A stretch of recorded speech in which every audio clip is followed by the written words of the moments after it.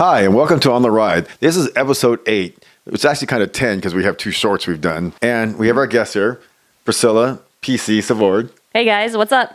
And due to a scheduling error, we have no Scott. So, no Scott. We'll definitely miss him. He sent some questions for her, so we'll go on to that. Of course. I mean, come on, we miss Scott. It's not the same without him. For people who don't know, I've known PC since she was 16. She is a little older than that right now, so we've known her for a bit. I've watched her grow up. I've watched her race her bikes. I watched her race on many teams. Watched her become the lady you are now. So how's that? Dang, Sounds dude. good. Thank you. Thank you. You're welcome. So let's talk about, let's go about the Tour de France first. Get that knocked out first. Real fast. Because everything else can take your time. So it's just a toddy show. It's fun. And Vanderpool has been fun. It's a snooze fest, dude. It is. It's over now. Although I loved to see Healy take the yellow. That was like, oh my God. Let me turn back on the TV to see like what actually happened, because it wasn't a snooze fest in my opinion. But after that, that was like the highlight.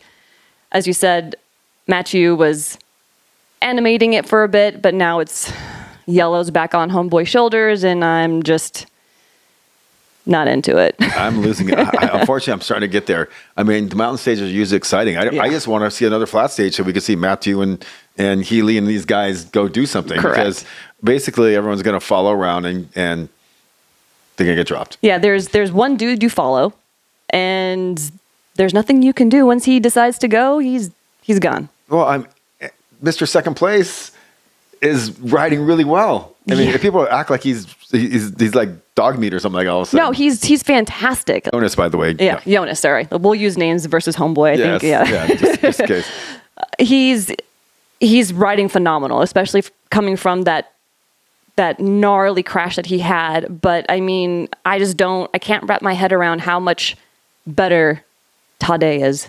It's He's halfway to the record already. He's past halfway to the record. Yeah. He'll he's going to meet that and overstep that 100%. Oh, yeah. Yeah. I hope Cav enjoys his record, because I don't think it's going to last very long. It's not. I mean, he broke the record when he's 38 years old, right, Cav? Yeah. Okay, so Tadej is going to break that by the time he's 30. Yeah, before then. Yeah. Yeah, before then for sure. I mean, he's going to get 1 or 2 more this year probably. Oh, yeah. No, it'll be easy. He makes it look easy. Not saying it is easy. No, and he is a generational talent. I mean, he's in the Merckx category. There's no other. That's Correct. it. That's the same in Merckx. Right. You could. Right. And it's, some people may have opinions, but I think he's a generational talent, and I'm happy to see it. I hope you're correct. Okay.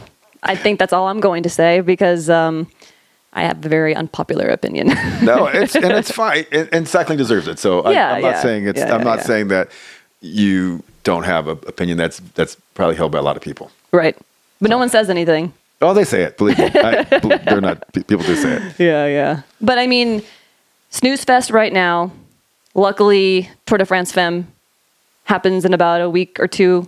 So women's racing? Yeah, bro. They race really? Way better, dude. We'll have to talk about that then. Yes. You know what? I guess that's a great segue. So let's talk about women's racing. Let's go. You guys, that's perfect. You're welcome. Good job. Dive in. So let's talk about your progression through racing. And we'll start there for fun. So people have a little background on what you've done and where you raced, and kind of know who you are a little bit. Yeah. Oh, geez. Okay. I've been riding a bike for a long time. I was introduced to cycling from I was dating a guy, and a family was deep into cycling. Mm-hmm. And I remember hanging out with him, and he's full on in spandex. And I was like, what are you wearing? And you look really weird. And then going to all of his, friends' places, his dad and whatever, you were probably there within the mix. Of course. Men in spandex. I was like, what is this? It's a good thing for some people. I'm coming from like a softball background, right? Like, football background. No, and in a Hispanic crowd, the tight clothes were not as... 100%. I've never seen this in my life. Not as popular, yeah. So, I remember kind of pedaling around on flat pedals on this bike that felt way too big, but I don't know the difference. To make a very long story short, it was me needing to ride my bike more to make better decisions for my personal life. And so that's where the bike kind of really came in. And that's when I went to Incycle. I think one of the bikes I had in the beginning was like one of your loaner bikes, a pair of size 42 Shimano shoes that were entirely too big. Just so you know, I'm a girl that runs 39 Euro shoes, not a 42, so way too big. They were free. They were free. And I remember going to like a Tuesday night crit or something. And yeah, you came out to the old one. I think it was the one way out in there. Fontana. Fontana, yeah. Yeah.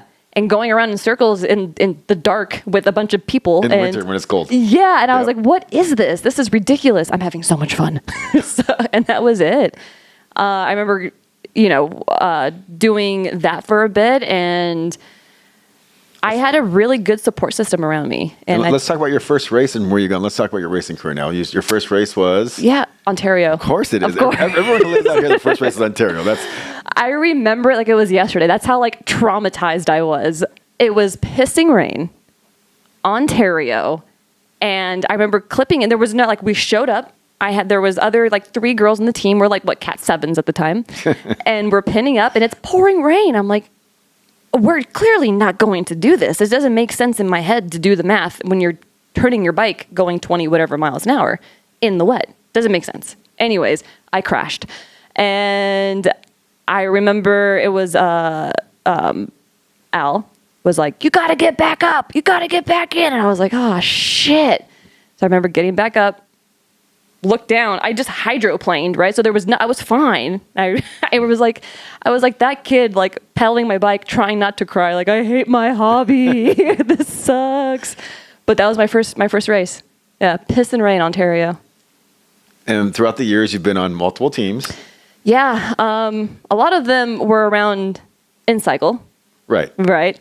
My first club team was Incycle. SC Velo. Yeah. And then that went to basically other smaller teams that I was on. Now was like a development squad. That's right. You left for Now. Yeah.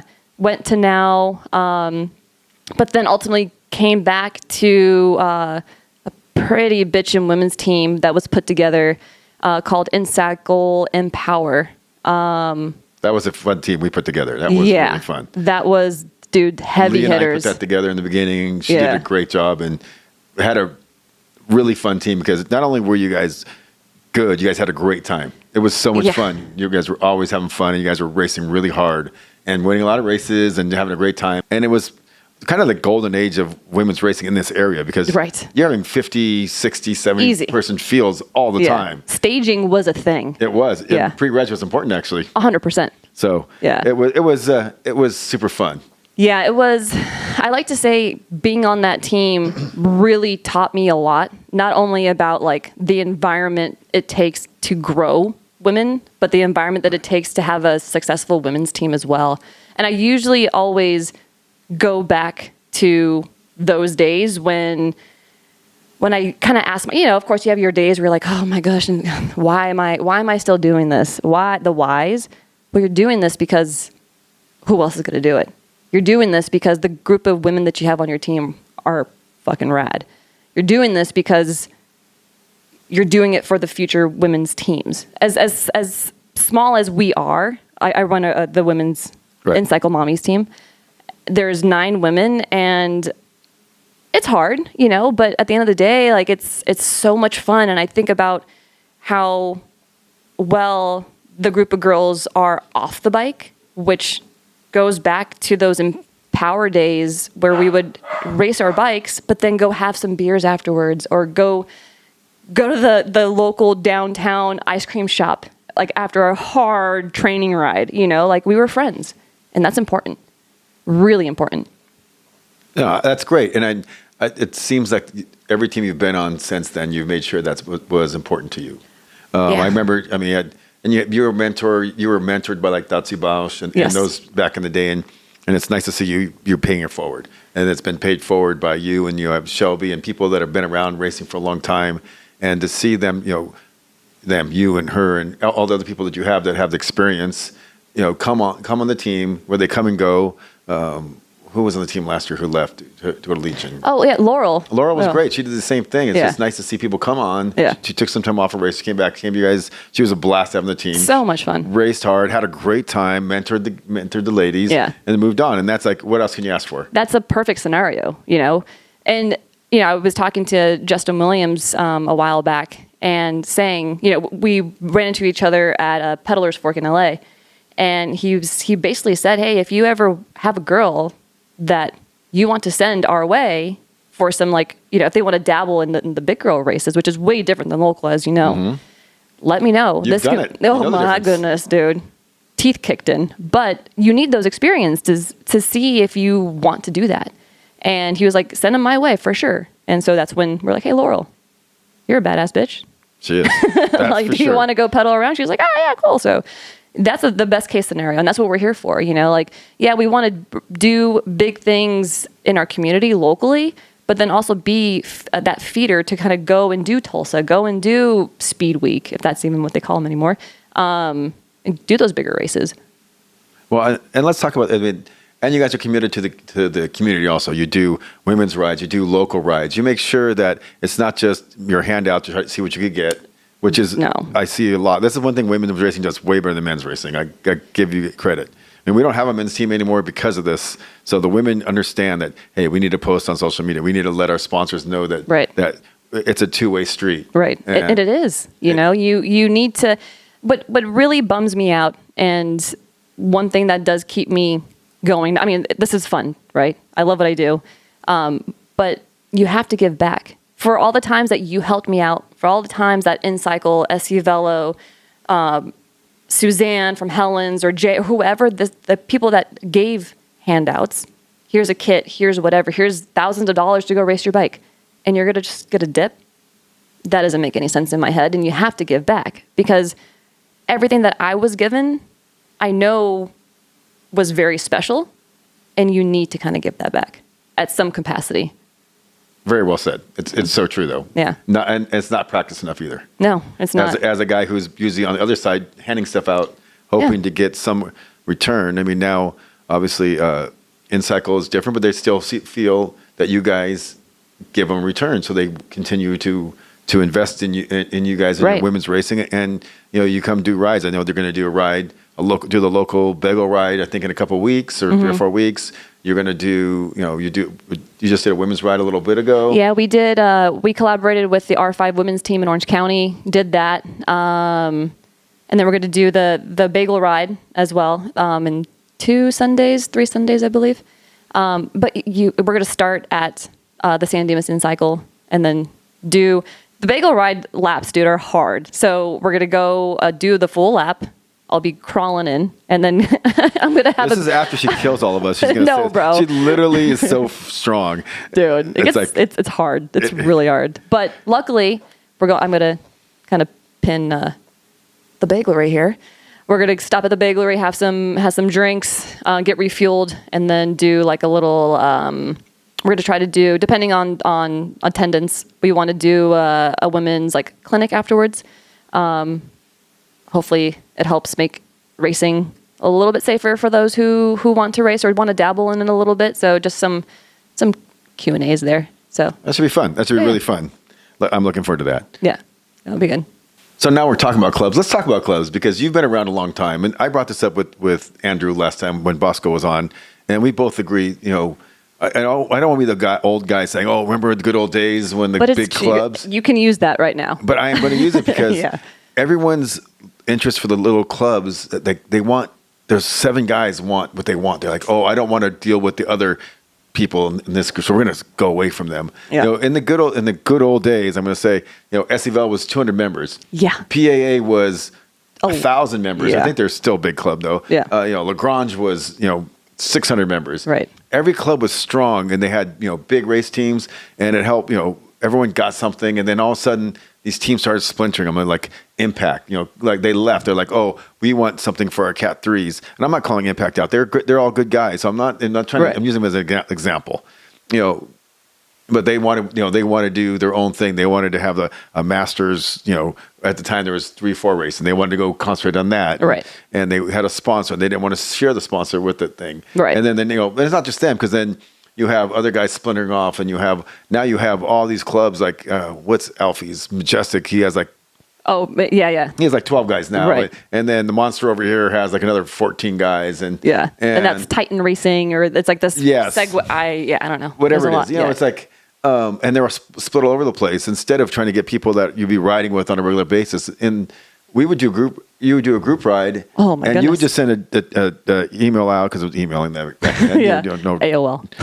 Probably.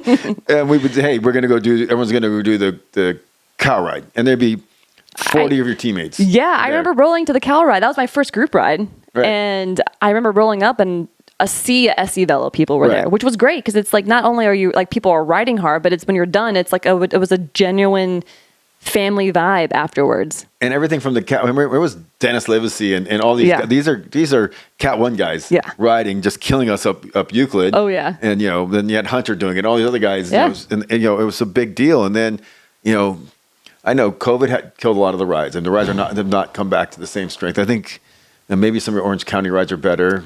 The non-waivers out there. Yeah, the non-waivers. The non-waivers OC. I saw that, by the way, and I commented right away. So it's the truest thing ever. Well, because you're from here, so you've seen the difference. I'm the only one that like, my husband and I are the only one that wave. Hey, no? Have a good one. I know they'll even look at you like you're strange. Yeah. It's like, do I know you? Why are you waving at me? Well, we're both wearing spandex. We look ridiculous or fashionable. Yes, it depends on if you're wearing Velocio. Anyways. But people don't wave in Orange County. Sorry, guys. I'm sorry. I don't know why. I still cannot figure that out, because San Diego, they wave. Yeah. LA, they wave. Yeah. Everywhere around them, they're like a little pocket. They're like, F you guys, we don't wave. It's a threshold for sure, but I don't understand it. Well, we'll get back to the club thing. Yeah. So, and then Orange County had a couple of strong clubs, and it was just, the Big Orange, and there's clubs out there that were all strong, and it gave the clubs buying power, clout, and things that, are all missing now. So now you have, what is SCVL? Let's just say they're 50 members. That means maybe. You have like 20 active. Right. And they'll go. Pat's probably got the biggest racing group, and he's probably got 40 himself. Right. But other than that, everything is like, 10s, 15s. Right. It's so dispersed, and there's, I remember, I'm going to call everybody out, because PC and I actually talked about, let's try to get all these clubs together, and let's merge some clubs, and make some super clubs, and get it going back. Everyone still has their interests. I went and talked to them, and they thought I was smoking crack. And it just became like a politics game. Right. It wasn't even like, we never got to the point like whose name's going to be on the jersey. It's like, why would I want to give up this to join these guys? Yeah. It's like, but you have nothing. You're giving up nothing to get maybe something. Yeah. I mean, so, but there's it's almost like a snowball effect, right? You have the ideology of, I want to do my own thing. I'm going to bring my money over here and do what I want with this. Then just by default, what happens is you lose a lot of members. You lose a lot of interest, because now it's just politics and people just want to have fun on their bikes, right? All I want to do is have fun on my bike. Then you start, part of a club was you needed to be a club, you needed to promote a race. Oh, that went away, and that really... We've lost so many racing, high-end, I think, like high-quality races over the last easily 5 years, but also like 10 years. 10 years. When the world changed about 10 years ago, and when that changed, for not everyone knows that, every club had to put on a race. Had to. So, and it was a money maker for the club. That was generally their number one way of putting on getting money. When that went away, the promoters took over. And the promoters aren't going to do hard races. They're not going to do stuff where they need a lot of volunteers, because they don't have a lot of volunteers. Right. When you have 100 plus people at like SC Velo, you got 100 volunteers. So I remember stuffing packets, like my first 7 years of racing. SSR, that's it was part of it. And you're not going to see big races like that. It just takes too much money and too much manpower to put that on with small clubs. Right. It just are non-existent clubs now.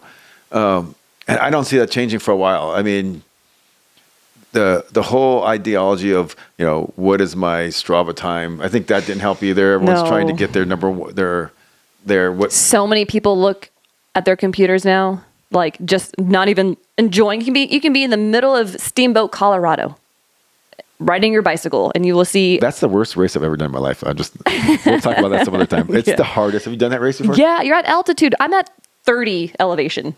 You go up there, you're at 10. Did you do the mountain bike race or the road race there? The road race. Oh. Yeah. The mountain bike. I'm sorry, what? I crashed 3 times. I fall down a mountain on that one. Yeah, it's mountain biking. It's so stupid. And the hardest thing ever, a mountain bike race. Now I'm pretty much an ex-mountain biker. Yeah. That was the hardest, most dangerous race I've ever done. Oh, yeah, agreed. Yeah, but people are staring down their computers 80% of the time. And it's like, dude, you're missing all the scenic stuff. Are you kidding me? Yeah.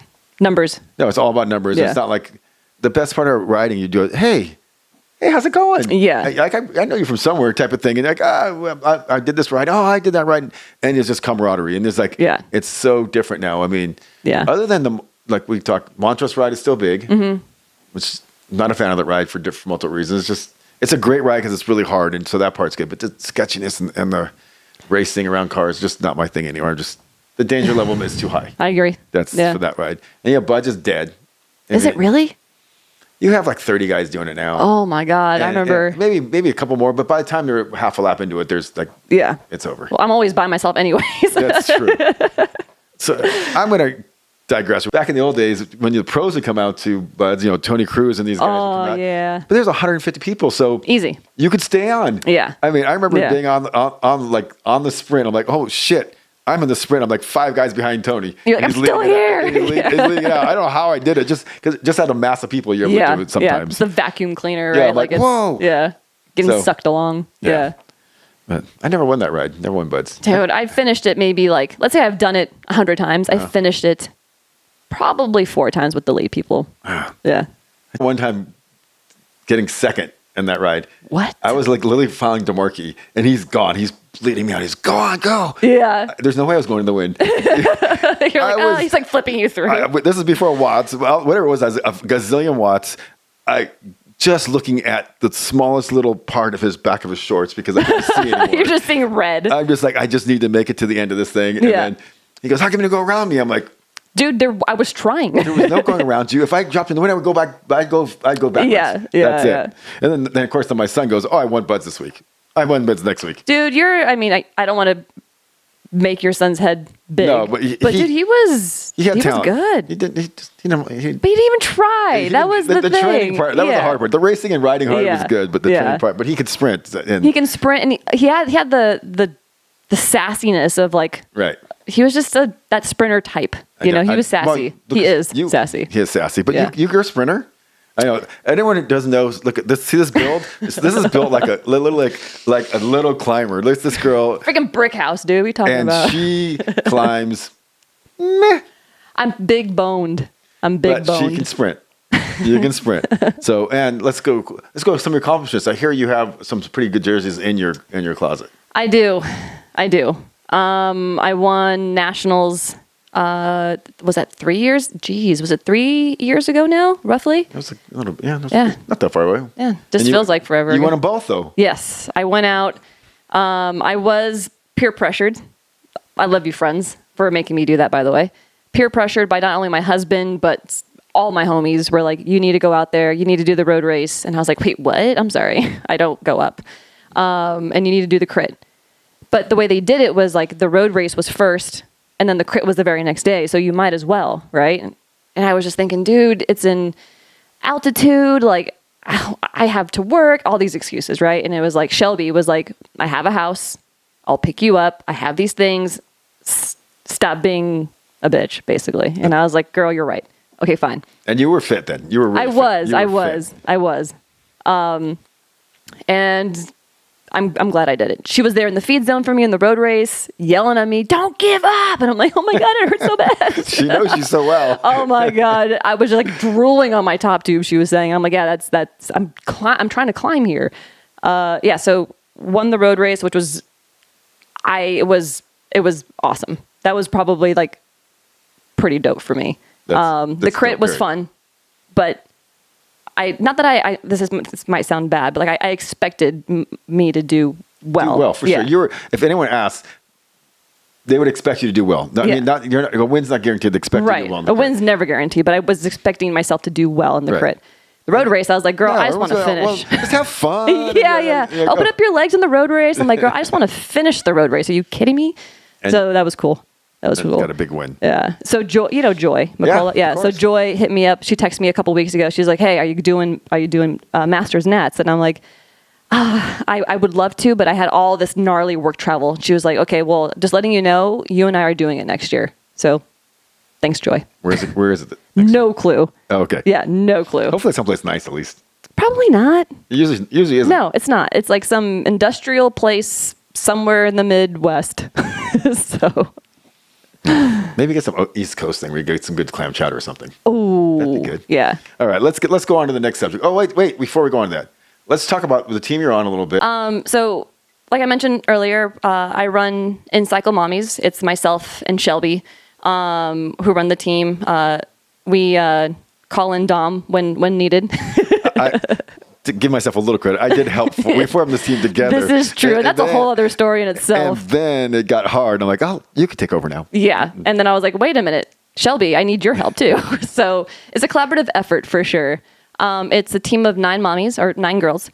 And why the name Mommies? Well, I don't even know how that happened. So that's my endearment for the girls. It's like a nickname that I used on our group chat. And we must have just called each other that in the wild, and it's stuck. Someone heard, and then that was it. It's like, hey, the mommies are here. I'm like, well, how do you know our nickname? The fuck, it stuck. So we decided to put that on the jerseys because, I mean, it's cute. So a little bit of sass too. I mean, no offense to like Incycle, but like Incycle Mommies is a little sass. I like it. I like it too. It's cool.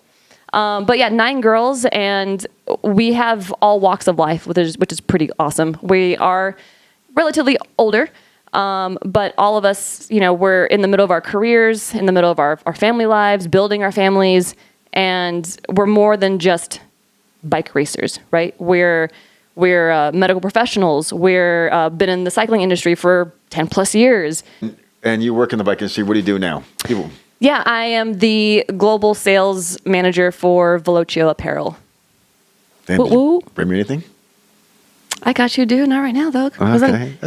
You're going to be asking, then Scott's going to be asking. I know. Homegirl's going to be asking. I thought we were going to be. I thought we were getting sponsored here by right. By the way, here's your T-shirt. Yeah. All right. Since Scott isn't here, he sent me a few questions. So Here we go. Question number 1. This is an easy one. Do you still get nervous when you pin on a number? Yes. I haven't, and I took a hiatus for a bit, and I've been back on my bullshit for like 4 months.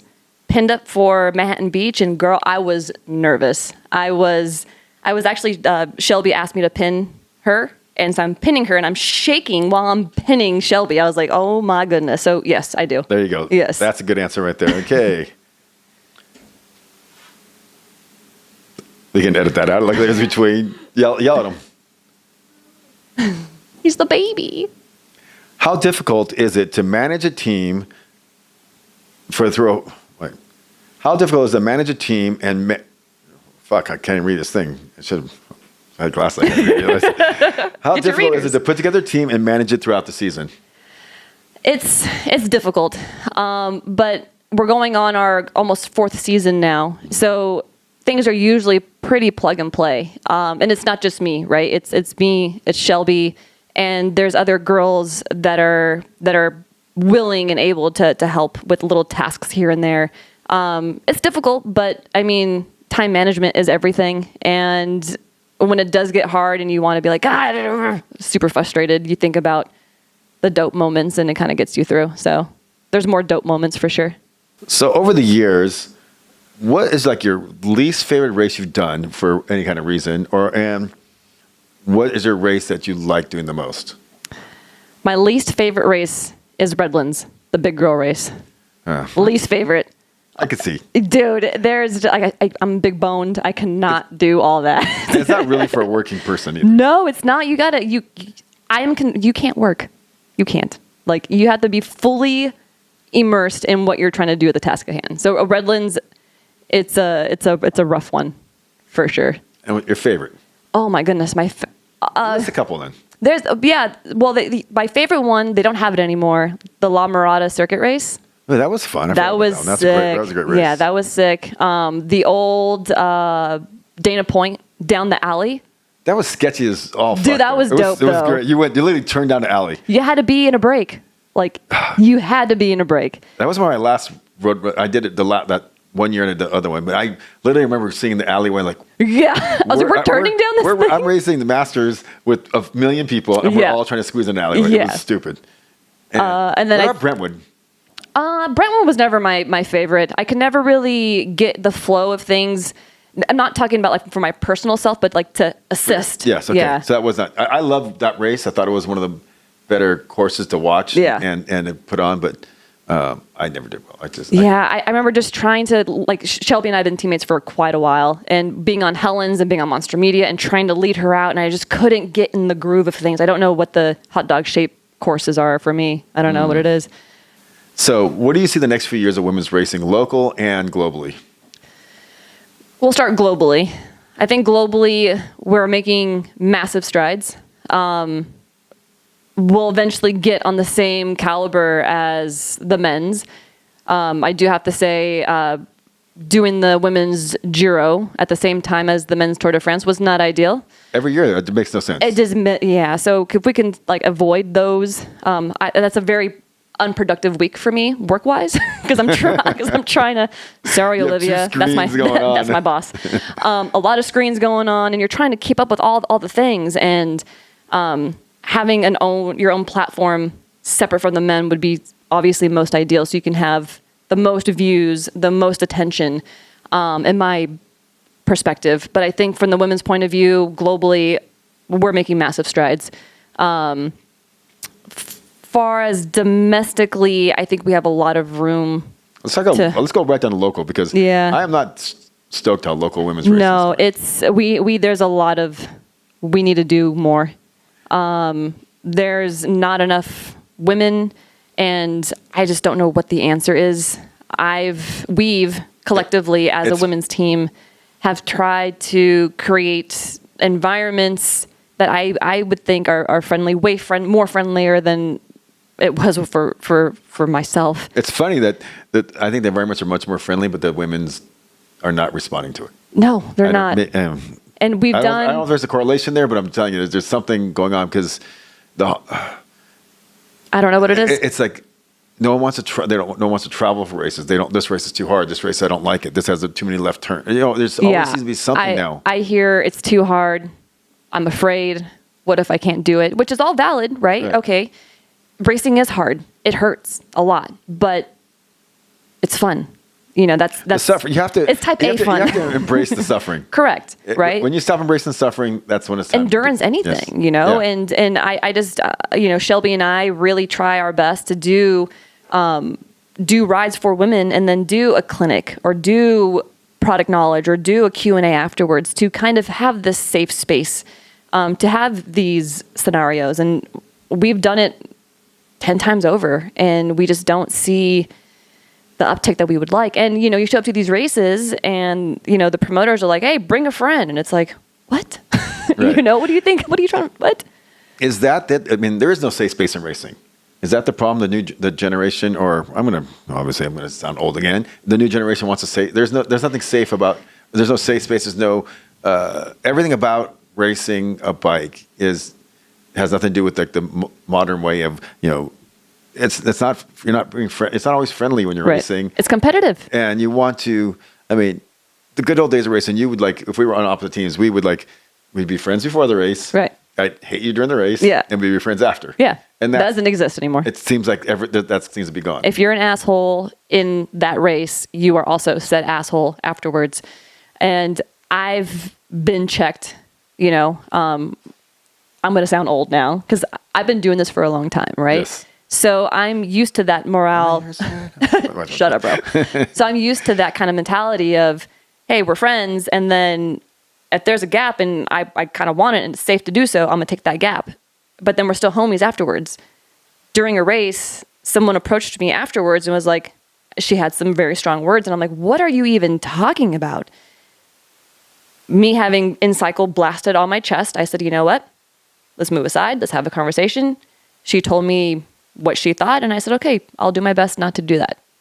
Wow, that's it was hard. You really, you can't, you got to take the wheel. You have to always be moving forward. You can't, right. And then that thing is like, this is going to go in the weeds a little bit. You have to look who's there, whose wheel you're taking. Yeah. You're not going to let the person that you know is going to drop a wheel in a few minutes in front of you. 100%. There's no way. Yeah. You know that person. They're like, oh, she's never going to close if there's a gap. Yeah. In fact, she's going to open something. Yeah, so I got to go around her. I'm getting in front of her. Yeah. Now. So I wish I had the magic crystal ball to have all the right things and to get more women, and because now you can just roll to the line and just roll to the line. Like Manhattan Beach Grand Prix, which just happened last weekend. That was the first time we had a stage in years. That was it was cool. awesome. You got a call up. I did. That Thanks. was awesome. Thanks, B. Yeah, he showed me some love. I was like, totally like, wait, what? That's awesome. Me? Yeah, that's cool. All right, let's get on a more serious note. A good friend of ours that honestly, to be honest, everybody, your original boyfriend back in the day, right? Who you remain, friendly with, friend of the family, friend of cycling in the area, ex-pro racer, just a good guy. He's been in the cycling community forever. Jeremiah Wiskovich. He's been stricken ill with major issues. He has leukemia, and he's fighting right now. He's fighting really hard. He's been in the hospital about a month in the hospital, and it's hard. I mean, and it's he has 2 kids, a wife. He's had to fight for his life. I mean, let's not. Let's call it what it is. Yeah, it's not anything more. It's not anything less than that. So he has a GoFundMe. Anyone who doesn't know Jeremiah, just talk to me. Talk to anyone who's been around cycling forever. You'll know, and you'll know who he is. So don't want to get really heavy into this system, but please, if you can look at the bottom of this, look into your, maybe give a donation to the family. They could definitely use it. He'll be out of work for a substantial amount of time. He already has been out of work for a substantial amount of time. He has a lot of treatment, a lot of hard road ahead of him. Right. So, this is heavy-hearted. Got to talk to him this morning. I asked for permission to talk about this with everybody. And it was hard for him to, Jeremiah's a proud man. So it was very hard for him to say, hey, go ahead. So, right. It's a big deal. And I really hope you guys would, look into it, maybe help him out a little bit. So any little bit helps. Everything helps. So it's a sad way to end this, but I'm going to end it like that. Guys, thank you very much for being here. PC, thank you very much. Thanks for having me, man. It was great to have you. You'll find this link come up, and check out PC's page too, and like, subscribe, and look at the bottom at Jeremiah and give him a hand. Thank you very much. Thanks, guys.